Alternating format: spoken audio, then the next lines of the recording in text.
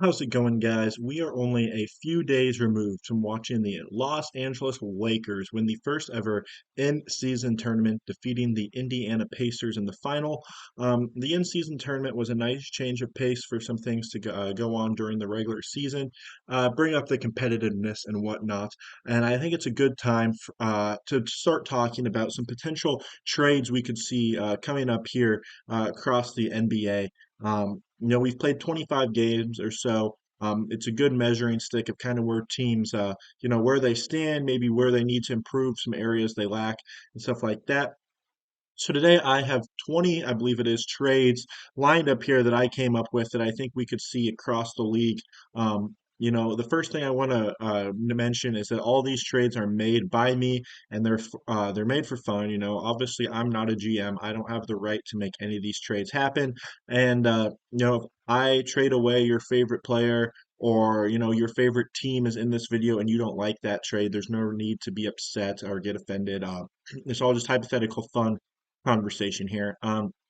Another thing is I base all my trades off scheme and fit, which isn't always true of the NBA. I wouldn't have thought Bradley Beal would have fit in Phoenix, or I wouldn't have thought James Harden would fit in the Clippers. So as a result, you may see some trades that there are some trades that you may not see in this video that could happen just because I don't think it was a fit and other teams do. Um, a lot of that's very subjective. Speaking of subjective, all value is subjective. Some teams value other players more than other teams. Some teams value picks more than other teams. So some of these values may be off. It really just depends what the value and worth of said player or pick is to that team. And a lot of that will come down to the draft picks that you may see in some of these trades. Some of them might not have enough picks. Some of them might have too many picks. The years of the picks might be a little different as well, depending what the team is looking for. Uh, so just take that into account as well. You got to remember that um, all these trades are passing via financial rules. They may show uh, like failed or declined immediately now. That's just because it hasn't hit December 15th yet, which is the deadline for all these recently signed trading exceptions. So once that hits, a lot of these trades will be able to go down. And lastly, all these trades do follow the stipend rule as well of making sure that you don't trade back-to-back first-round picks. So with all that said, I'm about ready to get into these trades. I hope you guys have some good dialogue with what you like and don't like about these trades in the comment section below. But most importantly, enjoy this video. I'd love to see the comments. I want to like on this video, subscribe, share it with your friends, and let me know what trades you like and what trades you don't like. Without further ado, let's get right into it. So the first trade that I have drawn up here is the Bucks receive Alec Burks in exchange for Pat Connaughton, AJ Green, and a 2027 second round pick. Alec Burks has been a surprising good role player for the Pistons so far this year. He's averaging about 10 points per game while shooting about 35% from three. Not only that, he's got a 4.50 assist to turnover ratio. Um, when you look at the Bucks, one thing they've really been lacking ever since acquiring Damian Lillard is a good perimeter defense. Obviously, the loss of Drew Holiday and being replaced by Dame is a significant hit to the defense, especially outside, guarding the perimeter, guarding the three ball, and it's something the Bucks have really struggled with so far this year. And I think getting Alec Burks in would be a nice rotational piece to get in there. He's a lot smarter of a player than Malik Beasley is, who's been starting at the two guard quite a bit for them. He's maybe not as streaky as a shooter, but he's a lot better of a defender and more reliable in terms of less turnovers, better decision making, playmaking decisions there. And I think this is a move that would definitely help secure the Bucks rotation. Meanwhile, for the Pistons, everything's on the table. If you're Detroit, you've only have 3 wins on the year. And when you look at this, uh, you know, Pat Connaughton probably doesn't really work into their future plans. However, AJ Green's a young guy, about 23 years old. You can maybe take a flyer on him, see what he has, and then you also have a second round pick coming in uh, to get off of Burks there. It's not a super big trade. No, not a lot of star power or superstars in this one. However, I do think it makes sense for both sides here and would really help secure the defensive side of things for the Milwaukee Bucks. The next trade we got here involves the Chicago Bulls, the Golden State Warriors, and the Miami Heat, three teams that you'll see frequently in this video. but this is the first one of all three together. It involves the Bulls receiving Kyle Lowry, Moses Moody, Nikola Jovic, Haywood Highsmith, a 2024 lottery protected first from Miami, and a 2025 first from Golden State. The Warriors would receive Nikola Vucevic and Alex Caruso, with the Miami Heat receive Chris Paul, Torrey Craig, and a 2025 second round pick from Golden State via Charlotte. So let's start here with Chicago as they're bringing in the most pieces. And it's most the team most people expect to blow it up here at some point. They have a lot of movable assets. Alex Caruso's a guy that has value, as is DeRozan, Levine, Vucevic, Patrick Williams potentially could get moved. But in this one, you see the Bulls move on from Nikola Jovic and Alex Caruso, sending them over to Golden State. When you look at what Chicago brings back in return here, they're getting a guy like Moses Moody. He's been in and out of the Warriors rotation for a few years now, never really had that fit or role that saw him really develop or get a ton of minutes. And I think Chicago, if they really blow this up, you could really find a spot to have Moses Moody be your starting two or three for the rest of the season. And then, you get a guy like Nikola Jovic, who's got a lot of skills for a power forward. He also hasn't seen the floor as much, but he's super talented across the board and one of these very well-rounded European players that came over. And then Highsmith is a guy, a good minutes guy, a good eater of minutes. He's going to give you good effort. He's going to attack the glass. He's gonna try to play defense. He's not going to be a superstar, but it's nice a nice little filler piece to get in this. And then you are going to get a protected first round pick this year from Miami and a first round pick from Golden State. That first round pick from Miami's coming in to eat that Kyle Lowry contract. Miami really wants to get off that, and they send a first, so the Bulls eat that. On the flip side, if you look at the Warriors, they've really struggled with size this year. Not only that, they've struggled with scoring and a little bit of, the Warriors just haven't had their best season thus far. And bringing in Vucevic and Caruso, I feel like is a great fit for them, especially when you're getting rid of Chris Paul. He goes over to Miami. You have a new opening for backup point guard, and I think Caruso is the more ideal fit there than Chris Paul is. He's not a guy that has to get 40 minutes a game, and he will be very valuable in the 20 25 minutes a game he does play. Great defender, very smart guy with the ball. You could put him and Steph in at the same time, move Steph off ball to make good decisions with Caruso there. He's a good defender as well. If you need to pull Steph late and have Caruso and Clay in there defensive wise. And then Vucevic is just a skilled big, brings a little bit more size down there, similar to Dario Saric in a way. Uh, just a little bit more talent and a lot more size down there. He's going to really help the Warriors when it comes to rebounding. He's a guy that's not necessarily going to clog up the paint. He can, pop out, shoot some threes. I think he's a good fit down there to really add to this Warriors offense and adding a little bit more versatility to them. Draymond will have a good work with Vucevic, finding him off ball, maybe finding him in the corner, stuff like that. I think that's a great fit. And then lastly, on the Miami side of things, they bring in Chris Paul. They've really been looking to secure their point guard rotation. I think he really fits the idea of Heat culture. He's a real grinder guy. He takes basketball very seriously, as you see with some of his reactions post game and stuff like that. He is a little bit of an injury concern. That's a little bit of a scare here for Miami.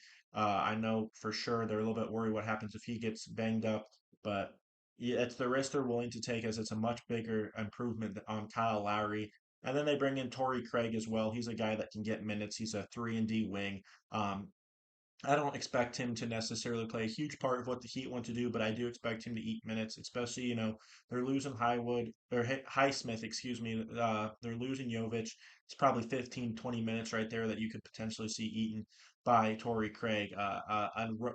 He's a guy that's made his living jumping from team to team, being a 3 and D wing. I think this is a good fit for Miami to really help their culture. I think this is a good resetting piece for the Bulls, and then obviously the Warriors extend their Steph Curry championship timeline with this move as well. Going back to the Bulls and Alex Caruso on this trade, it sees the Bulls land Kira Lewis, Garrison Matthews, a 2024 first round pick from New Orleans, and a 2024 second round pick from Atlanta via Miami, in which it sees the Pelicans receive Alex Caruso and the Hawks get Jose Alvarado. This is another move where the Bulls begin to start that blow up process and they move on from Alex Caruso. Um, The value isn't as much as you maybe hope for here. You get a Kira Lewis who could potentially be your point guard for the rest of the season. Working with him and Io Donsuma was two young rotational guards. He's had a lot of promise, but never really had the role in New Orleans to develop. Now, they've been in a lot of a win now mode, and they haven't exactly used the young guys as much. Or at least him, Dyson Daniels, and Jordan Hawkins have kind of already jumped him in that rotation there.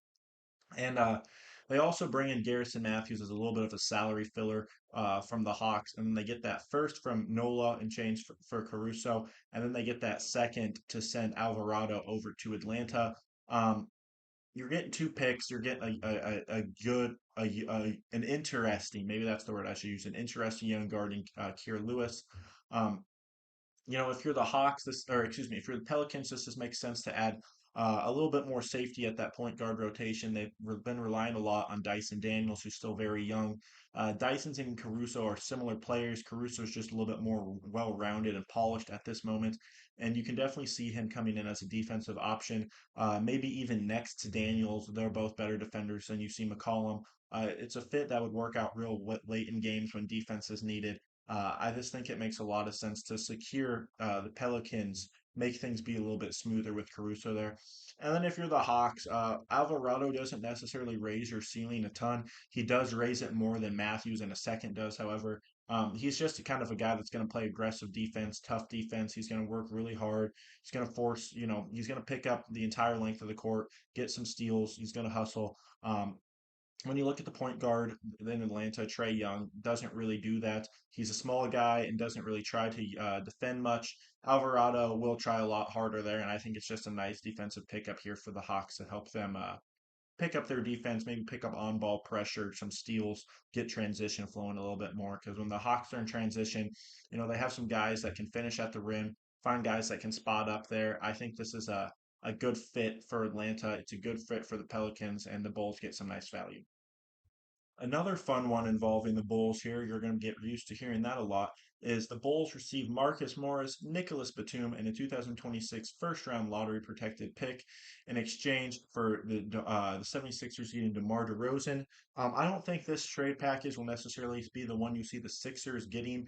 However, if they are able to find a better package elsewhere to improve upon this season, this may be the move they end up making. DeRozan is an expiring contract, so he will be a free agent at the end of the year. So if the Sixers decide to bring him in, they'll still be in the same cap situation this offseason as they would be right now. It just adds a little bit more scoring to this year's squad.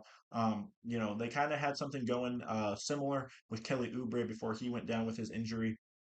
But DeRozan's a guy that just has a lot more scoring prowess than Oubre does. He's one of the best scorers in NBA history, numbers wise. And no, it's just a piece to bring in this year to try to elevate that championship ceiling that guys like Morris and Batum won't necessarily raise that ceiling. And if you're the Bulls, you aren't too excited to get Morris and Batum outside of their contracts expiring. Maybe you can do something with cap space in the offseason. But that 2026 lottery protected first is really the big acquisition you're getting here. You don't really know where the 76ers are going to be in a couple of years from now. It's very plausible that Joel Embiid asked for a trade out.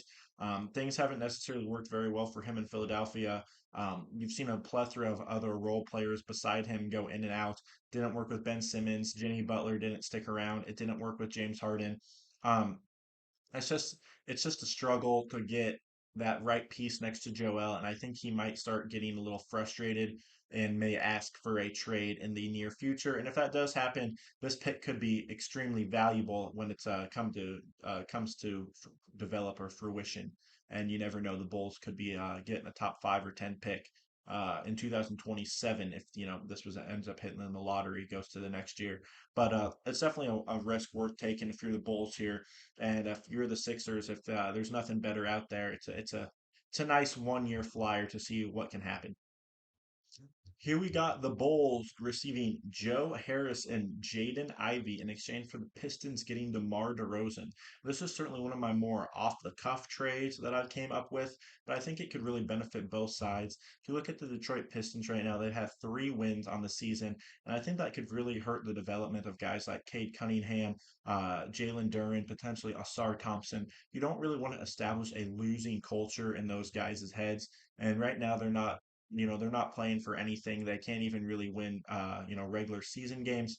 And I think DeMar DeRozan coming in would be a guy that brings in that veteran leadership, that winning mentality. And I think he's a guy that, this trade's not going to suddenly make the Pistons a championship contender, nor is that really what the Pistons want. But I think it's the right move to really help develop these younger guys. We saw it a little bit last year in Houston. They had a lot of young guys that kind of, the old expression, you can't have the inmates running the prison. It seemed like that was a little bit of the situation going on with Houston. They brought in some veteran guys this year, and you've seen these young guys kind of mature and play a lot better. I think that's kind of what the Pistons would hope for in this situation. And then when you look at what the Pistons already have going on for them, they have Cade Cunningham, they have Asar Thompson, they have Killian Hayes, they have Marcus Sasser, and then they have Jaden Ivey. And thus far, Ivey kind of seems like he's the odd guy out in this. He was the fourth or fifth pick in the draft about 1 or 2 years ago, and he's never really gotten the minutes that he's deserved. People when he was drafted thought he'd be the two guard right alongside Cade, but it seems that Asar Thompson's going to be the guard that ends up grabbing that spot. Killian Hayes has been a guy that's been in the league for about 4 years now. Seems like he's going to have minutes out there despite not necessarily being a great player, but he seems to earn his spot to every coach he's had. Um, so I could just definitely see the Pistons deciding to move on from Ivy to clear out that guard rotation. There probably would be picks involved in this trade. I just don't really know in which manner that they would go back and forth. I don't know if DeRozan has more value here. If Ivy does, the Bulls might have to throw in a pick potentially as they're getting the younger assets. I don't really know. This trade is probably not one that you would see happen in real life. I just think it makes a lot of sense to get Ivy a fresh start, see what he has in a system and a team that would let him play, and hopefully this would help the Pistons just gain a little certainty within their own team as things seem to be rather helter skelter at the moment over there in Detroit. Let's keep it rolling over in Chi-Town as in this trade. The Chicago Bulls receive Alexev Pukasevsky and a 2024 second round pick via the Houston Rockets, while the Thunder get Andre Drummond. As of recording this video, Oklahoma City is 26th in the league in rebounding. So I think this is a nice buy low option for Drummond to go get some minutes in OKC. Mainly just work the glass. It's kind of what Drummond's known for. Not a super offensively talented big outside of 5 feet or so, but he does do a great job on the glass. Cleans up a lot of offensive boards, a lot of defensive boards. He's a lot stronger and more physical than Chet Holmgren. I think this would be a nice backup big to go get for OKC to just kind of secure some things. Ultimately, Giddy's not had the year that he had last year. He's not playing up to par, and he's a guy that also rebounds a lot as well. He's not, he's kind of been a triple double threat at times, not really so much this year. I just think this is you're not really giving up any value here. Pukasevsky going back to the Bulls, he plays 12 or so minutes for the Thunder, and then there's also a second round pick going over to the Bulls. With Pukasevsky, he's kind of an untapped, undeveloped, maybe even slightly uncoordinated unicorn. Uh, I know that word gets thrown around too much now when it comes to describe these basketball players, but he's a guy that's super tall, can handle the ball, has a passing flair to him, has a range outside of 15 feet. He can shoot the three ball. Um, if Patrick Williams decides he wants too much money in the offseason and moves on, this could be a guy that you experiment with at the four. I think it's certainly worth the risk. And, Drummond's not a guy that's in Chicago's future plans. He's on a 1 year deal. I think just is an easy trade for both sides. The Bulls get a lottery pick, quote unquote, or I should say a lottery ticket in Pokafsky, see where he develops. And the Thunder just get a little bit more reinsurance on that back end there. Ladies and gentlemen, we finally have another trade that does not feature the Chicago Bulls. This one we see the Orlando Magic landing Bogdan Bogdanovic in a 2026 second round pick via the Memphis Grizzlies in exchange for the Hawks receiving Gary Harris. Like I talked on a little bit earlier when the Hawks received Jose Alvarado in that trade, this is a trade that's mainly just trying to provide them a little bit more defense there. Um, Gary Harris isn't really a guy that's really worked much into the Magic's rotation. They have a lot of more younger, explosive scoring guards that they've prioritized over Gary Harris. And I just think that, getting rid of Harris, moving him over to the Hawks, let them figure out a way to use him defensively, and figure out what the best fit for him is. And if nothing else, it just kind of frees up the rotation a little bit, maybe for other guys, because Bogdanovich, wasn't necessarily needed as much with DeJounte Murray coming in, and he's still on a 2 or 3 year contract, about 18 million on that. They get an easier deal with Harris here. They'll get off his money sooner. And the Magic, on the other hand, they've a team that's found a lot of their success in the paint, working Paulo and Franz, and as a result, you've seen them shoot 34% from three as a team. A lot of their guards, Cole Anthony, Jalen Suggs, aren't exactly the best shooters. We know that as for Markel Fultz as well, still trying to work on his shooting form. Getting a guy in like Bogdanovich, he's a spark shooter, a secondary ball handler as well. He's a guy that should help instantly get that 3-point shooting up there for the Magic. I think he'd fit in very well with what they do across the board. It seems like a seamless fit in there. And then they do get an additional second round pick, as they are eating a little bit of a longer, bigger contract than what Harris had. So the Hawks send them a pick for that aspect. But I think this makes a lot of sense from the Magic. They desperately need shooting. This is a guy that can really get hot at any given moment.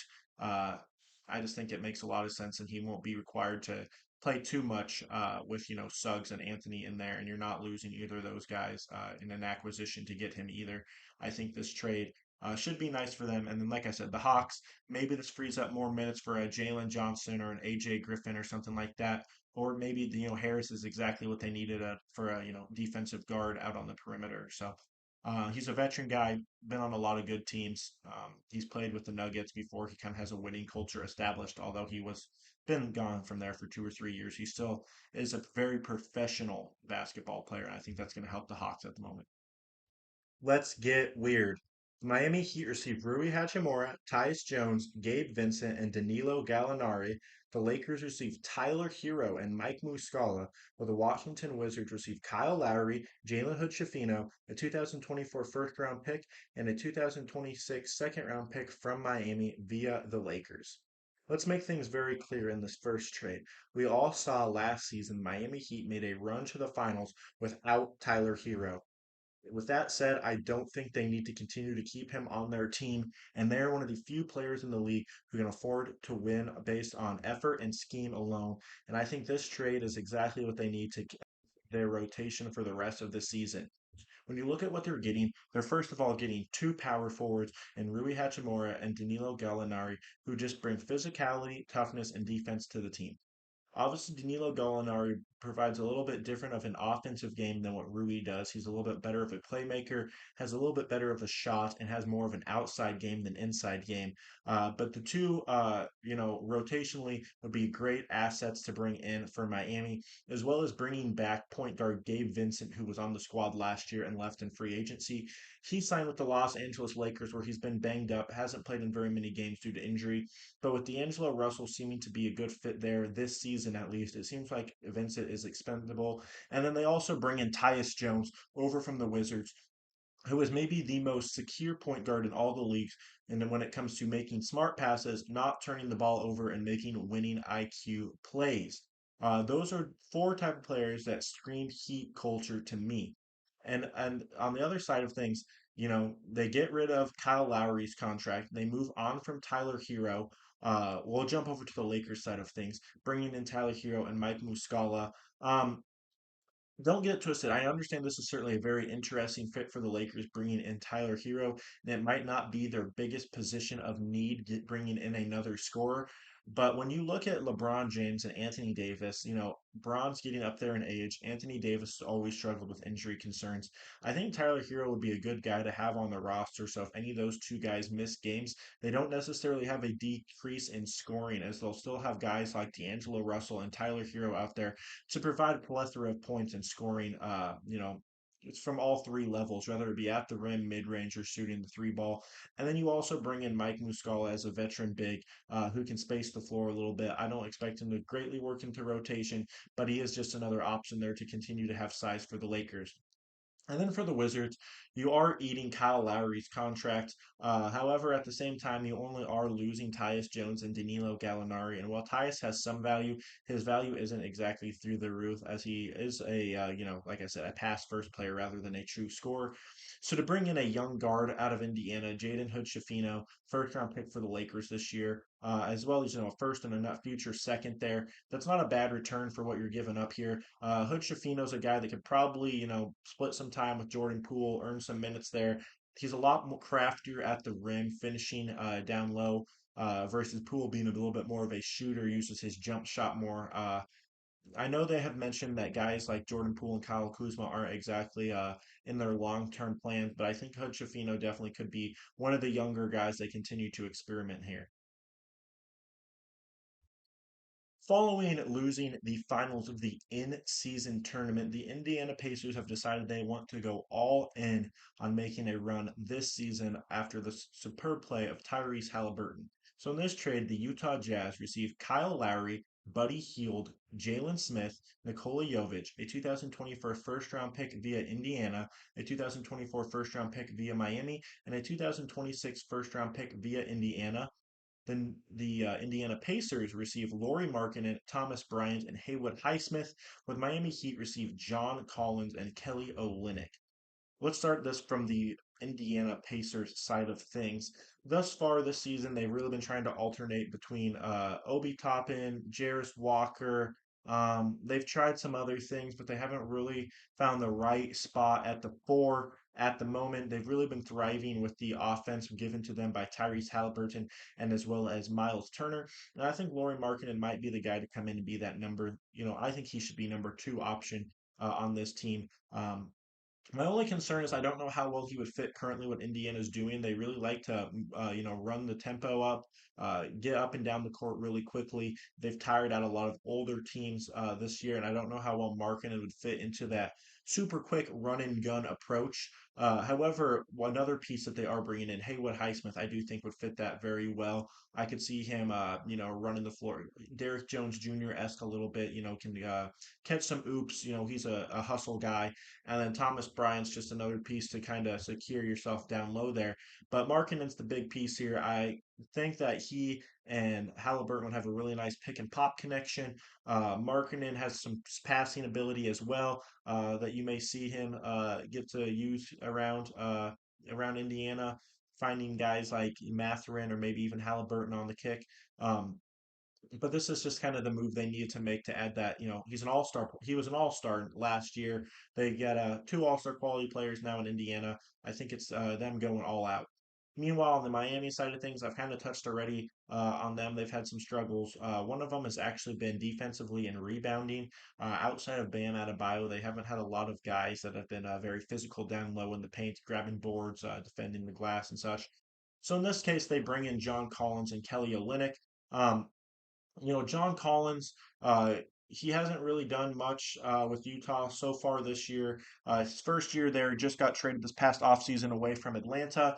I don't know if he was ever going to be a long-term fit for the Jazz, but they move him on alongside Kelly Olynyk here.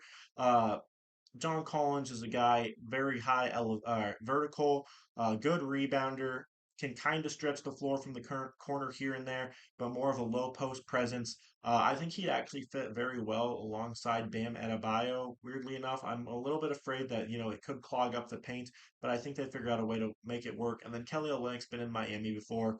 He has a connection with Spoelstra. Spoelstra knows how to use him. He's a change of pace from Bam, lets you space out the floor with him, lets him shoot three. Not a bad rim protector, all things considered. He's kind of one of those sneaky good rim protectors there. And, I just think that this one makes a lot of sense there. Also, jumping back, I'm sorry, back to the Pacers. Um, they also have struggled shooting free throws this year for whatever reason. They haven't been very good at the line. I don't really know why that is, but Lauri Markkanen is a pretty good free throw shooter. And then lastly, we'll finish this all up with the Jazz side of things. They're moving on from a lot of pieces here. They're moving on from Markkanen, Collins, Olynyk. That's most of their big rotation. And as a result, you see them bringing in Jalen Smith and Nikola Jovic, two guys that are power forwards. They're young, I don't think Indiana, or excuse me, I don't think Utah has much to lose here as they look to AO back in the process. Smith and Jovic fit a lot more with the timeline of guys like Keontae George, Oshai Abaji, Walker Kessler. Uh, I think, Jovic is a bit more of a shooter than Smith is. You kind of have a little bit of variety of what you can do with either of those two guys. You're getting two first round picks this year, Indiana and Miami. Uh, and then not only that, you're getting another future first in 2026 from Indiana. You're getting a shooter in Buddy Hield. He may be a guy that could be moved again later on in a different trade. Maybe they make this a four-team trade. And then I assume they would just swallow Kyle Lowry's contract for the remainder of the year, which may, force them to bring in another second round pick, potentially a lottery protected pick at some point to get them to do that. But roughly, I think this is what the package would look like across the board here. Um, I just, I don't know. I can see the Pacers being a team that wants to go all in. I just don't know if maybe this is the best package for them. But you definitely know that Markkanen is available and is out there to be gotten. And maybe they're a better fit for John Collins than Markkanen. But I like the 3-point shooting added to Indiana here.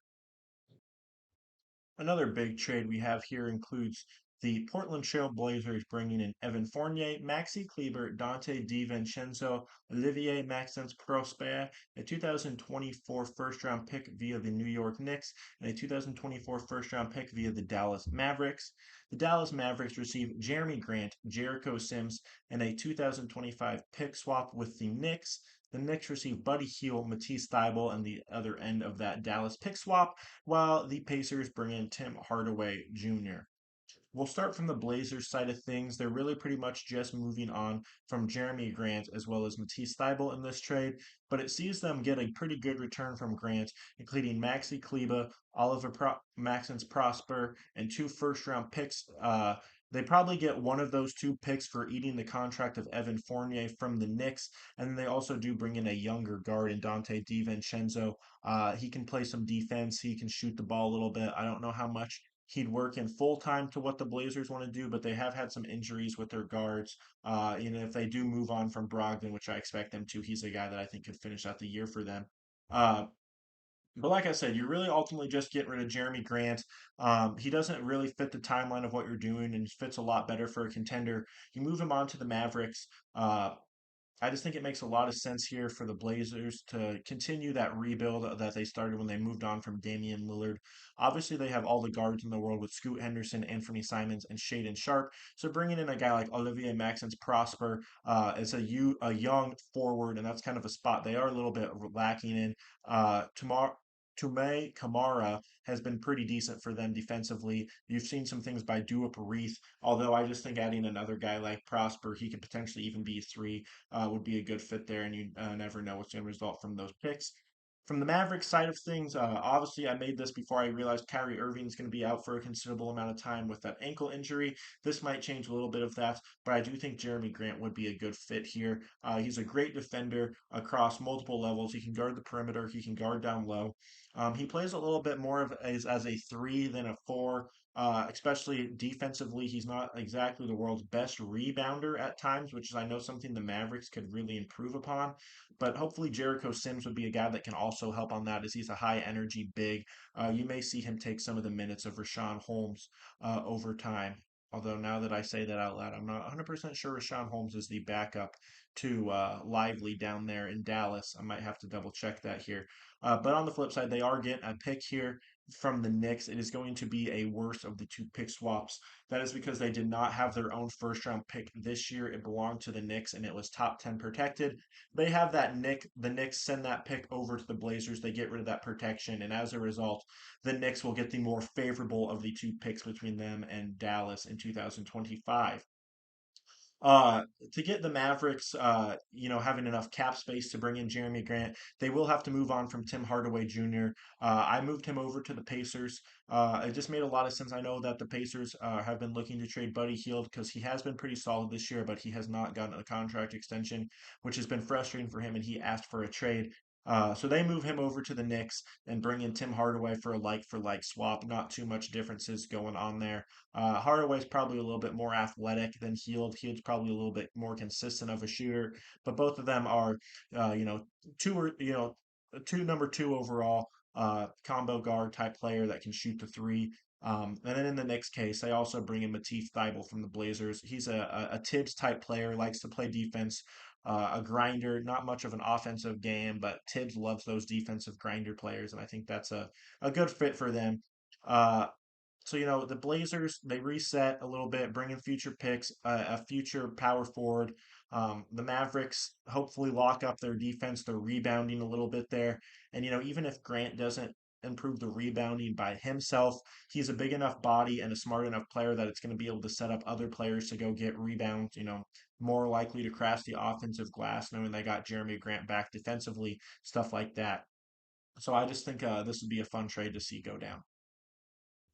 For this next trade, we see the Miami Heat acquiring Keldon Johnson and Devontae Graham from the Spurs in exchange for Kyle Lowry, Nikola Jovic, and a 2024 first round protected pick that is lottery protected. Uh, I just think this is a one that could make sense if the Spurs kind of want to set back a little bit. Obviously they got Wemby in the draft. He's going to elevate their franchise, just not quite this year.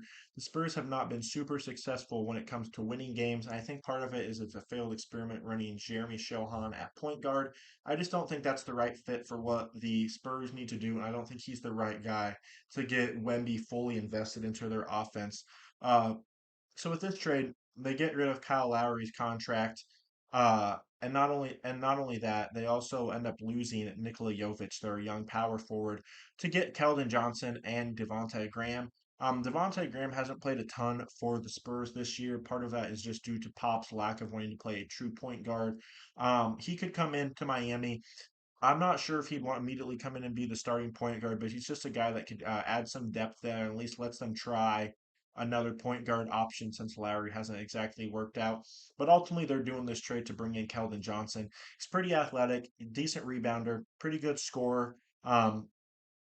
He's a guy that he's like a lot better Josh Richardson. You know, I know when Josh Richardson was first coming up with the Heat, people thought he was going to develop and be something good. I think like Keldon Johnson is kind of what people thought Josh Richardson would become, and I think it's a good fit for the Heat here. While they are still looking for that primary point guard, Keldon's a guy that's going to be able to help them, score some points. Ultimately, is what it's going to come down to. That can be an issue occasionally at times for Miami when Jimmy Butler has an off night. Uh, I just think he's a good regular season guy to help the Heat maybe find themselves closer to a 4 seed than a 6 seed, and he is going to help overall with their rebounding. And the Spurs, on the other hand, they get that first this year. They get Lowry, who, I mean, I don't think it's necessarily eating his contract for them as much as it is like actually helping their team. I think he's a guy that's going to help Wemby's rest of his season go on, having a true point guard around him, really setting him up with the ball. I think he's going to really help elevate Tyus Jones's game, excuse me, Trey Jones's game as well as a pass first point guard. And then Pop's going to be ecstatic to see Nikola Jovic. That just seems like a Popovich type player. Um, has a little bit of pick and pop game to him. Has a lot of different skills that could be utilized, and Pop loves a good European player. I think he could be very maybe not interchangeable with Wemby, but two guys that can play off each other very well in that low block, low post area. Uh, Johnson may have a little bit more value than this. Maybe they should see a couple seconds come in, especially if they are going to take Lowry's contract on. I just think that overall, Calvin Johnson could be a decent fit for Miami, and the Spurs get some decent value back. And then the last trade that I will include in this video before we have a part two, because this one's running a little long, is we see the Wizards receive Davion Mitchell, Chris Duarte, a 2024 second round pick, and a 2025 second round pick in exchange for DeLon Wright and Danilo Gallinari. Not a lot of star power in this one, not a lot of pizzazz, but I think it's definitely a good fit for the Kings to bring in guys like DeLon Wright and Danilo Gallinari. The Wizards are a team that are one of the worst teams in the East. However, they don't have a ton of movable assets to help them reset or maybe even get better in the closer future with some youth. However, guys like DeLon Wright and Gallinari may have a little value to bring in some stuff. Gallinari is a guy currently averaging 7 points per game, 3 rebounds. He's got a 6'10 frame, can shoot the three. DeLon Wright, solid player that has a good assist to turnover ratio, pretty good on ball defender, gets a lot of steals, can shoot the ball a little bit. I just think he's a little bit of a better veteran fit than Davion Mitchell is to go make a playoff push here. And then Danilo Gallinari, a similar type player to Sabonis, kind of not as physical as a true center in terms of rebounding, protecting the glass, but has some of that ball handling, that passing skills. Uh, that could, I think, just elevate the Kings' offensive potential a little bit more. And ultimately, they're moving on from Davion Mitchell, who was a guard they drafted a couple years ago that never really developed or found time within their rotation. Chris Duarte is just kind of a mid-aged uh, small forward, shooting guard type player, and then a couple second-round picks. The Wizards mainly do this one because they look to get Davion Mitchell and those second-round picks there. Duarte may be a guy that could potentially play into their future since he is at a decent age still, but Mitchell's the guy they're going to try to figure out what to do with in the future, and they get off two, older role players that don't necessarily have a ton of future uh, in Washington. Um, it's a very uneventful trade, but I think it's a trade that could absolutely have some success for the Kings and just kind of being the glue that fills those little gaps and cracks within what's missing from Sacramento at the moment. Just a little bit of a security to help them out.